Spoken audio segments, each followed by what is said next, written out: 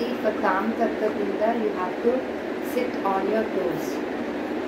Tam. Can you lay? Tam. Full కూర్చోవాలి.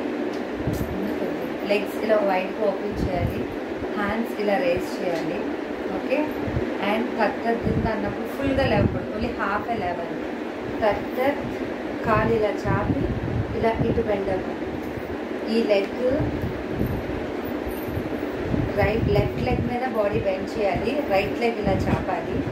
Left hand కట్కా ముఖం పెట్టాలి. రైట్ హ్యాండ్ సోడ పట్టుకు పెట్టాలి. Body body right side bend చేయాలి.